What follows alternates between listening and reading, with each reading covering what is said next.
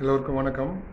இன்றைக்கி ஜாதகத்தில் மிதுன லக்னம் பற்றிய பலனை சொல்ல போகிறேன். மிதுன லக்னம் இல்லை மிதுன ராசி, இந்த லக்னாதிபதி இந்த ராசியாதிபதி ஜாதகத்தில் எந்தெந்த பாவத்தில் இருந்தால் எப்படிப்பட்ட பலனை தரும் அப்படின்னு இன்றைக்கி சொல்ல போகிறேன்.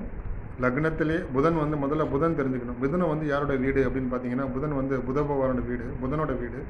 புதன் எப்போதுமே ஒரு சாமர்த்தியசாலி, புத்திசாலி, திறமைசாலி, சிந்தனை அதிகம் இருக்கும், சிந்தித்து செயல்படணும், கோவப்படக்கூடாது, ஆராய்ச்சி பண்ணணும், ரிசர்ச் பண்ணணும், இது கரெக்டாக தப்பா அப்படிங்கிறது, கல்வியில் ஸ்மார்ட்டாக படிக்கிறது, இந்த மாதிரி விஷயங்களுக்கு எல்லாத்துக்குமே மூலதனமாக இருக்கிறது அவர் தான், புதன் தான். ஸோ புதன் ஒரு முக்கியமான காரகனாக இருக்கார். எந்த ஒரு காரியத்திலையும் வெற்றி கொள்ளணும் அப்படின்னா, எந்த ஒரு வேலையிலையும் ஸ்ரத்தையாக சாமர்த்தியமாக ஒர்க் பண்ணணும், நம்ம வெற்றி கொள்ளணும் அப்படின்னா அதுக்கு முதன்மை கடவுளாக புதனோட அறிவு தேவைப்படுது. ஏன் அப்படின்னா புதன் தான் அறிவுக்கான கடவுள், ஸ்மார்ட்னஸ் அதுதான். ஓகேவா? இப்போ லக்னத்திலே புதன் இருந்தால் என்ன மாதிரி யோகம் அப்படின்னு பார்க்கலாம். புதன் வீட்டிலே இருக்கிறது மிக சிறப்பான யோகம். அது உன்னத ஆட்சி, நல்ல பலனை தரும், நல்ல சிந்தனை உள்ளவங்களாக இருப்பாங்க. அவங்கள்ட்ட ஆலோசனை கேட்கலாம், திறமையான ஒரு சிந்தனை இருக்கும், ஆலோசனை கேட்கலாம். புதன் அளவான செல்வத்தை கொடுப்பார். சுக்கிரனோடையோ புதனோடையோ கனெக்ட் ஆகும்போது புதன் நிறைய செல்வத்தை கொடுப்பார். இவங்களுக்கிட்ட என்னென்னா, இவங்க மூளையை யூஸ் பண்ணி நல்லா சம்பாதிக்கலாம். அதாவது இன்டெலிஜென்ட் ஒர்க்ஸ், டேலண்ட் ஒர்க்ஸ். புதன் நல்லா இருந்தார்னா அவங்களுக்கு கணக்கு சம்மந்தப்பட்ட தொழில், அக்கௌண்டிங் சம்மந்தப்பட்டது, மேக்ஸ் சம்மந்தப்பட்டது, அதுமாதிரி எந்த ஒரு துறையிலையும் அவங்க சிறப்பாக செயல்படுவாங்க. புதன் நல்ல ஒரு சம்பாத்தியத்தை கொடுப்பார், 60-70%. ஆனால் சுக்கரனோட சம்மந்தப்படும் போது நல்ல ஒரு சம்பாத்தியம் மிக யோகமாக அருமையாக தருவார். ஏன்னா சுக்கரன் சுகபோக கடவுள், செல்வத்துக்கான கடவுள், காசு, தனம், சொத்து எல்லாத்துக்கும். அதோட புதன் சேரும்போது மிக சிறப்பான யோகம். குருவை விட புதன் சுக்கரனோட சேரும்போது மிக சிறப்பான யோகம். குருவும் புதனும் சேர்ந்து அமரும்போது செல்வம், சொத்து எல்லாமே இருக்கும். ஆனால் ஒரு மன நிம்மதி குறை இருக்கும். ஏன்னா குரு பரந்த ஞானம், புதன் சாமர்த்திய ஞானம். ஸோ பரந்த ஞானத்துக்கு ஒரு புஸ்தகத்தையே ஃபுல்லாக படித்தாலும் ஆன்சர் என்ன கேட்குறாங்களோ அதுக்கு ஆன்சர் பண்ணாதான் மார்க் அப்படிங்கிற மாதிரி புதன் சாமர்த்தியக்காரனாக இருக்கிறதால குரு பரந்த ஞானத்தை விரும்புவார். அதனால் குருவும் புதனும் வேறு வேறு தன்மைகளை கொண்டு ஞானவான்கள். அதனால் குரு புதன் சேருவதை விட குரு புதன் சேர்ந்தால் செல்வம் வரும், தனம் வரும், செல்வாக்கு எல்லாமே வரும், உத்தியோகம் வரும், சாமர்த்தியம் வரும், கௌரவம் வரும், புகழ் வரும். இருந்தாலும் ஒரு குறைவு இருக்கும். அதுக்காக சொன்னேன். ஜாதகத்தில் லக்னத்தில் புதன் இருப்பது மிக சிறப்பான யோகம். உன்னத நிலை, செல்வந்தன் ஆக்குவார், வசதி படைப்பார், அறிவாற்றல் கூர்மையாக இருக்கும், சித்தியோடு இருக்கும், தன் வாழ்க்கையை உயர்த்துவார், தன் சுயமுயற்சியால் மேலோங்கி வருவார்.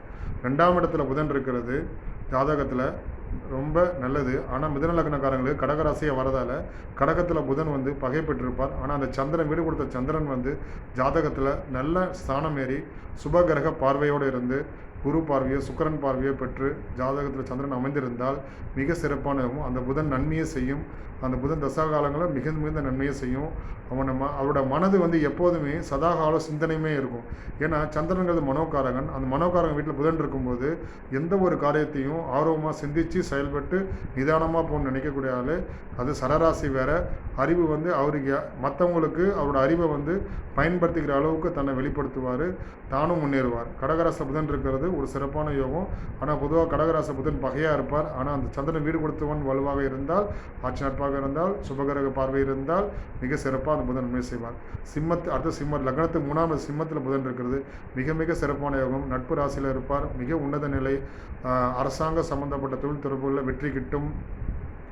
கூட பிறந்த சகோதர சகோதரிகளிடம் நல்ல நட்பு உறவு ஏற்படும், பழக்கம் ஏற்படும். மற்றவங்க நல்லா பழகுவார், இனிமையாக பேசுவார், அன்பாக பேசுவார், மற்றவங்களுக்கு உதவி செய்வார், ஹெல்ப் பண்ணுவார், கம்யூனிகேஷன் நல்லாயிருக்கும்.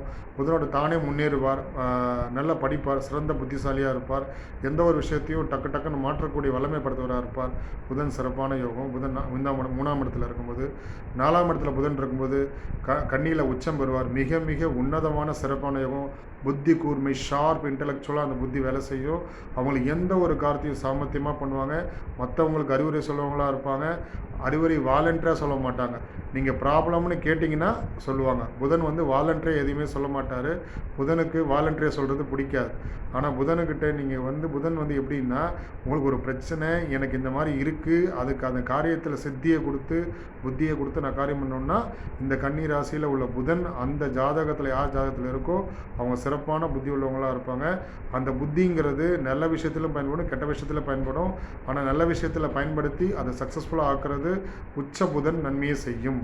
மிக உன்னதமான பலன். 4ஆம் இடத்த புதன் இருக்கிறது சொத்து சேர்க்கும், வீடு சேர்க்கும். தன் சுய சம்பாத்தியத்தில் அந்த ஜாதகர் வந்து சொத்து, பணம், வீடு, வாகனம் எல்லாமே சேர்ப்பார்.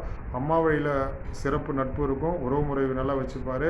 நல்ல ஒரு படிப்பு, நல்ல கல்வியில் படிப்பார்.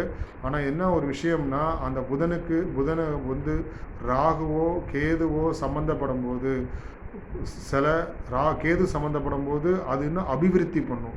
ஆனால் செவ்வாய் சம்மந்தப்படும் போது, செவ்வாய் பார்வை சம்மந்தப்படும் போது உணர்ச்சி வசப்பட்டு கோவப்படுவாங்க. அதனால் புத்தியோட நிலைமை அவங்களுக்கு புத்தி சாமர்த்தியமாக இல்லாத முன்கோபம் வரும். அதனால் வந்து செவ்வாய் கன்னியில் புதனோட சேரும்போது மிக சிறப்பாக இருக்காது.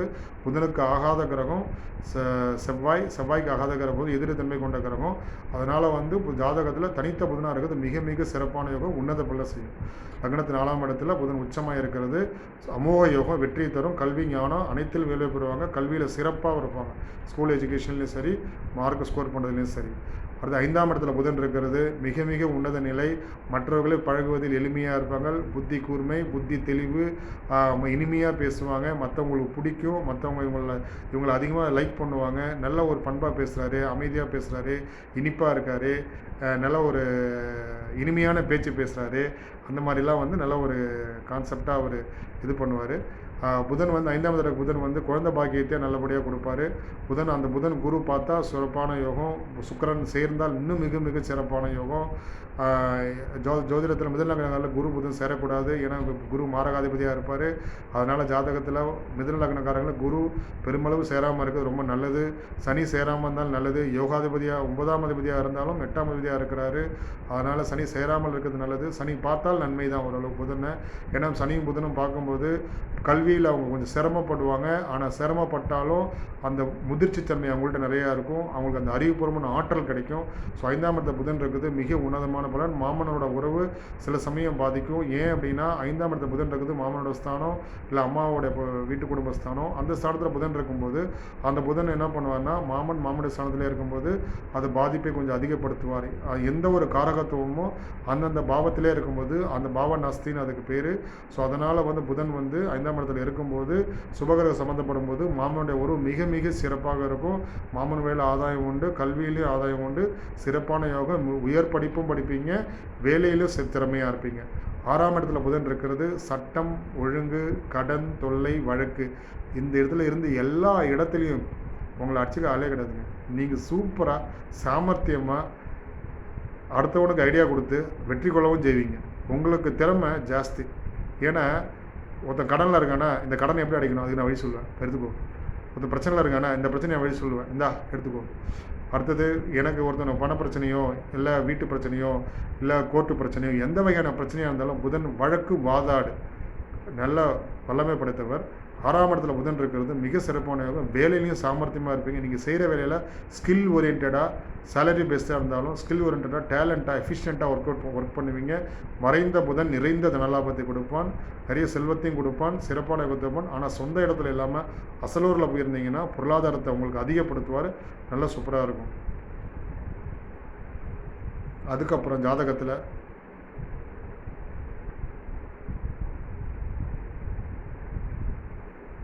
ஒரு கால் வந்துச்சு, அதனால் அதுக்கப்புறம் ஜாதகத்தில் உங்களுக்கு நீங்கள் வந்து 7ஆம் இடத்துல எடுத்துக்கிட்டிங்கன்னா லக்னத்துக்கு 7ஆம் இடம் அப்படிங்கும்போது லக்னத்துக்கு 7ஆம் இடம் மனைவி ஸ்தானம்னு சொல்லக்கூடிய ஸ்தானம். மிதுன லக்னக்காரங்களுக்கு குரு வந்து மாரகாதிபதி. ஸோ அதனால் நீங்கள் என்ன பண்ணணுன்னா